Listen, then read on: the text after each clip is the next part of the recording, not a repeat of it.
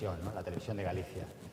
Y tú has sido una de las partes importantísimas gracias a poner también un pequeño ejemplo de tu paso por las series.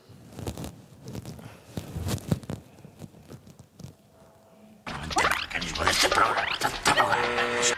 Sí, adiante, adiante. Como estamos, ilustrísimo letrado? Con achaques. Non hai centos, hai miles. Miles, está seguro? Mellor aínda. Pero non te ilusiones, miñoca. Balbina non me deixa dispararlles coa escopeta. Pero que escopeta, aburricán? Escoita, eses bechos van nos facer de ouro. De ouro farán o domador ese que os vai eliminar, que ha de cobrar ben cobrado, pero a nós... O domador? Sí, ese que lles vai botar fris para que morran. O fumigador. Será fumador, non che digo que non. Fumador non, melón, fumigador. Ti chamaches un fumigador? Eu non. Unha ferida sucia. Unha pistola de duelo. Os duelos están prohibidos. Quen raio é vostede? Olaya. Malditos corvos. Así enganades a inocentes cidadáns. Sempre xogando coa inxenuidade da xente. Por amor de Deus, Delvino, un pouquiño de respeto, por favor. Pero como quere que respete o escurantismo católico?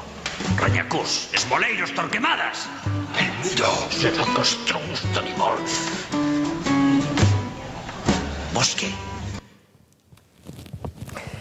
Sí, bueno, ese foi un momento especial, claro, estaban postos así tal como caen. O primeiro, claro, foi pratos combinados.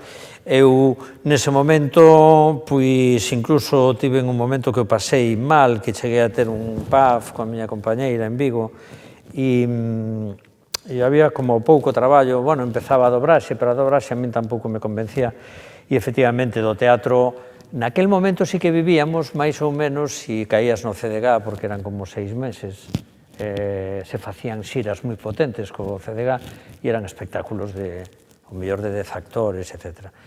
E entón, nese momento, caeu a Televisión de Galicia. É certo que, ao principio, a TVG é moi simpático, porque a TVG non tiña ficción, e, de feito, claro, de aí salían os grandes dobradores, porque todo o compraban e todo se emitía. Entón, joder, a mitad dos actores fixeron dobraxe, e eu tamén o fixen. Pero chegou un momento